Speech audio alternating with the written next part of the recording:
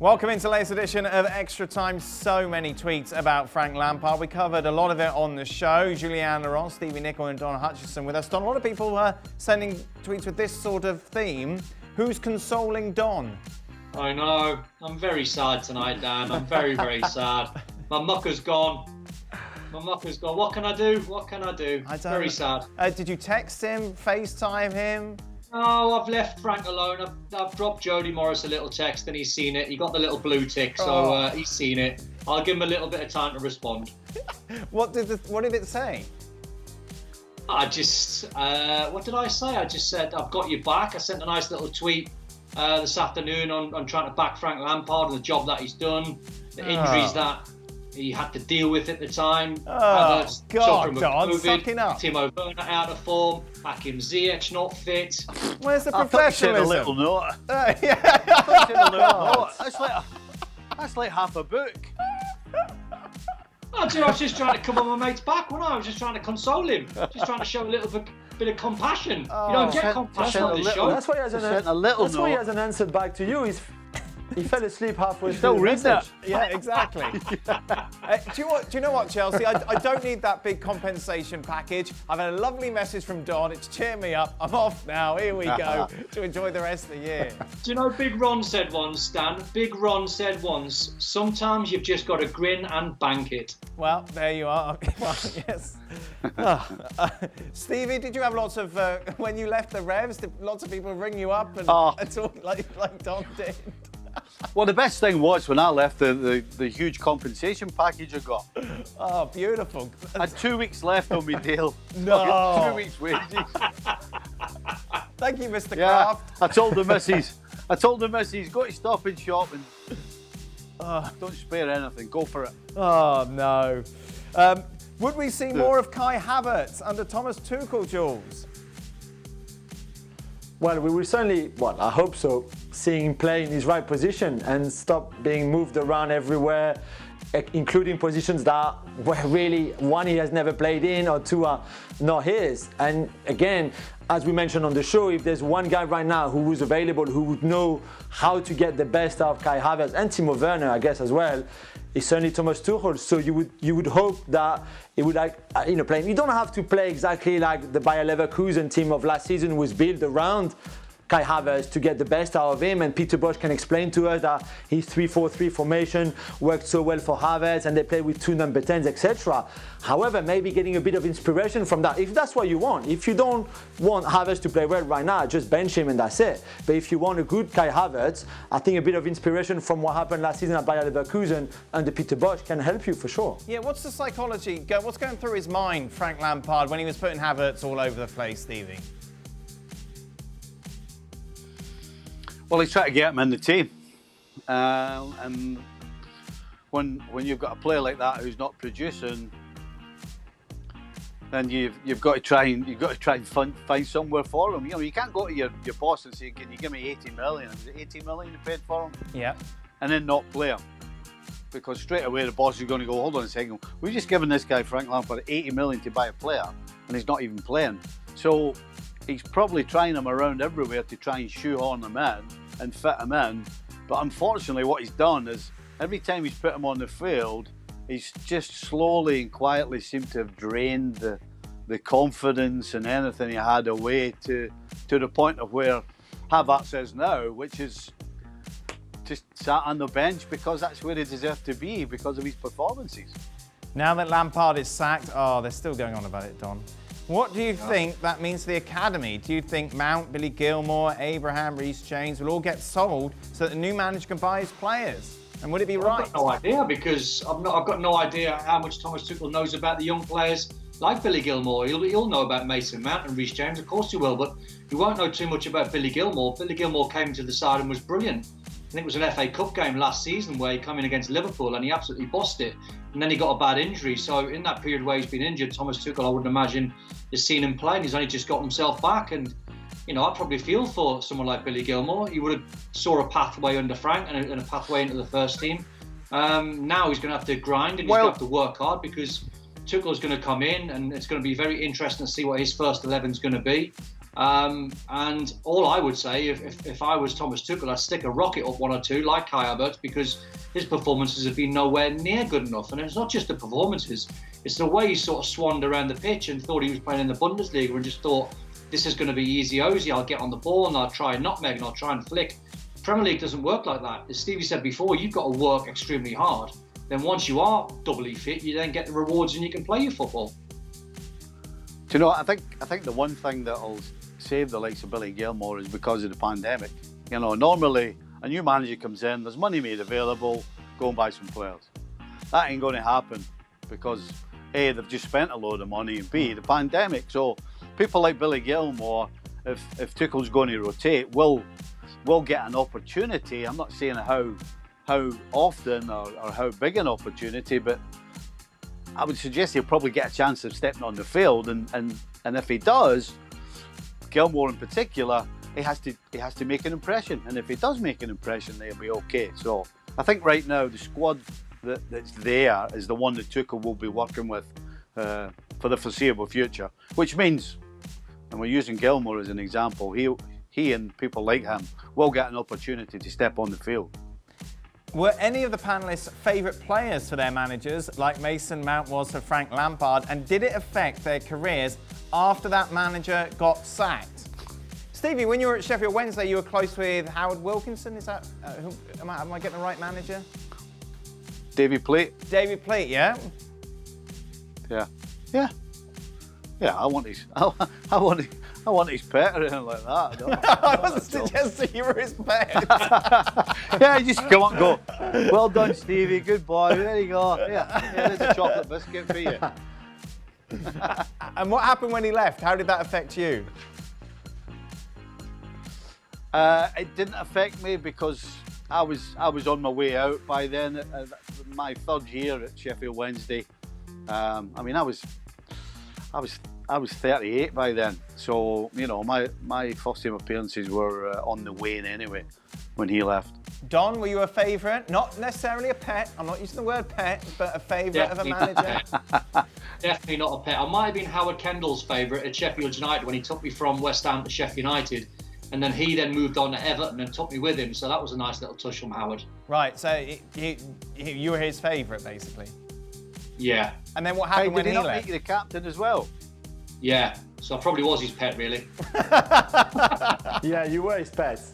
I was, Jules. And obviously, Jules, we know that... Hey, by the way, hey, Don, at least he recognised you. I was his assistant in Notts County, and about 8 years later, I played in a testimonial game. It was an old Liverpool, old Everton teams. Testimonial for Kenny Dalglish's wife's charity. And we're at the do later on at night, and I hadn't seen him all day. And so I went over to the table, he was sat with all his mates and all that, and I was like, hey, how you doing? And he put his head up and he looked at me, and he went, aye, fine, aye, thanks, aye. And then just went like that, completely custard pieing me. Had no idea who I was. But Stevie, you know... A couple of two cherries by then, though, Stevie. Yeah, mate. Well, yes, I would agree that the whole table had a few packets of crisps by then. So well, maybe that was a little problem as well. 8 years in the interim, Stevie, you may have eaten quite a few packets of crisps, and with the glasses, maybe not quite as recognisable as you were during that time. No, I was. Listen, I was as fit as a butcher's pencil for that game. I was. Yeah, right. I was. Why? Well, because I'd spent 6 months training for it. Did you really? Kenny called me. I did, aye. Because you didn't want everyone to take the mickey? Well, I wanted to play, and I wanted to do well, and I wanted to play 90 minutes. I didn't want to be going on for 10 minutes at a time like some old geezer. So I got myself in. I was in great nick. Not an ounce of fat on me. Wow. Talking of favourites, Jules, do you write articles in a more positive way when it comes to you as an owner, as a pet of Neymar? Maybe. Yes, definitely. Maybe. Definitely. Well, that's a yes. I've seen him talk about PSG with that little glint in his eye. Don, any advice for your mate Frank Lampard? Would you just suggest he takes a sabbatical or get back into the managerial hot seat with a lesser team? I think he'll probably take a sabbatical. His wife's pregnant, so he'll take a little bit of time, spend time at home, and then I think we'll see him back. Definitely wants a job. You don't want to be at home when all that's going on. But I think he'll be stung by this. He's still in his, I think he's 42, so he's still young, so we'll see him back. Oh, dear. Why oh dear? It's positive. No, your wife's pregnant, you've got to deal with her and then the baby when it's born. Oh, God, at least if you had a job, it's great. You've got a job, you get the excuse to get out. Exactly, so just go through that little process and then just go, I need to get back in the game. But who would take him, Jules? That's the question. Where do you go after Chelsea? I mean, there's no top 6 clubs right now who will go for him anyway. So he will have to accept clubs who are not have the standing as Chelsea. And again, it's not a problem, and it's not me being critical of those clubs. And maybe for him and his learning curve and learning the job, as we said, he's still such an incredibly young manager. And like Don just reminded us as well, he's only 42 years of age. So maybe going to a club like, I don't know, Newcastle, for example. Okay, maybe Newcastle is the wrong, but that kind of club that will aim between 8th and 12th, for example, and then learn there, have highs and have lows, but lows that don't get you sacked, and maybe that'd be good for him. And then you come back stronger, and then you're back in contention for the big jobs, and then you can go, you can go to another big club again. But right now, he will have to settle for that for sure. Do coaches really lose the locker room? Examples, Don.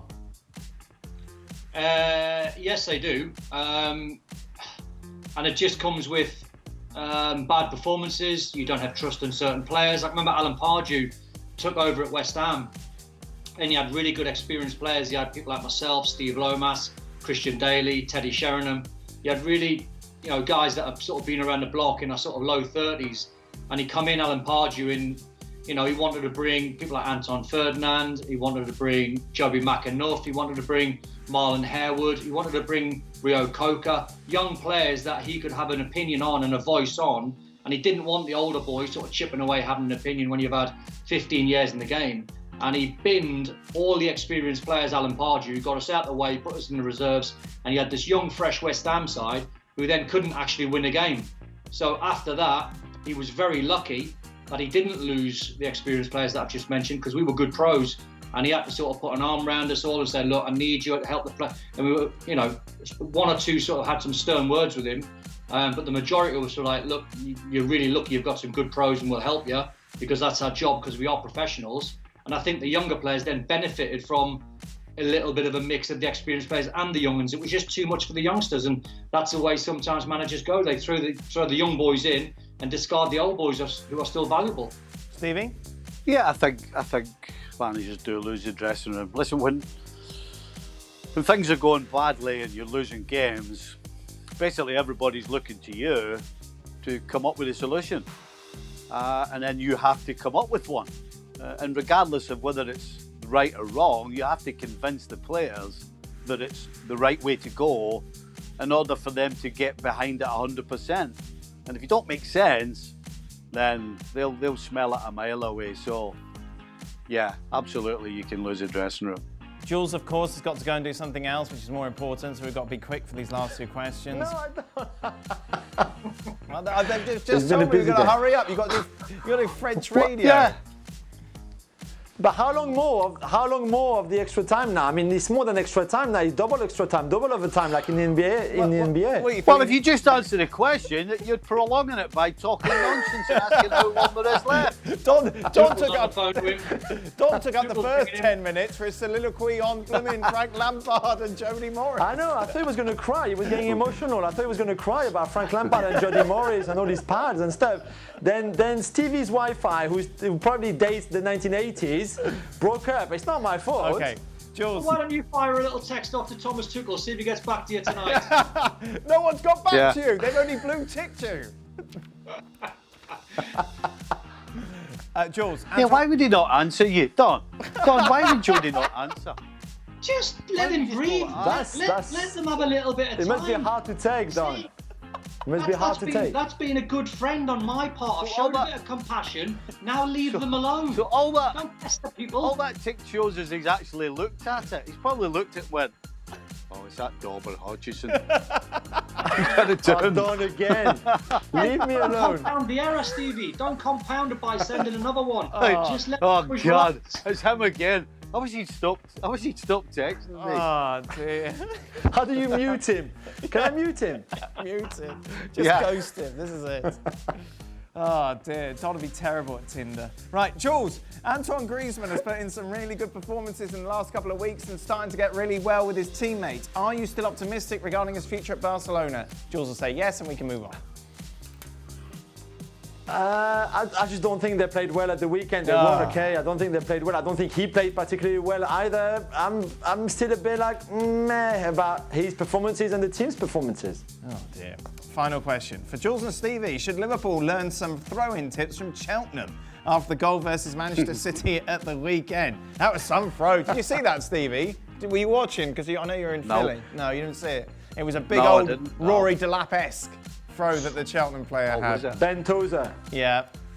The old ones are the best ones. Always will. He was winding Pep up, which is quite funny. Watching that all going on the sidelines.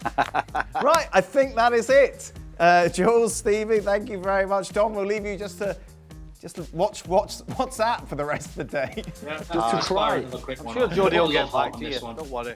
All right, guys. Just look. If you look at your phone hard, he will answer back. Let's have a look.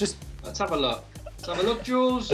Nope, nothing. No typing, nothing. Right, that's it. Right, good. Jules, go do your show. Bye-bye.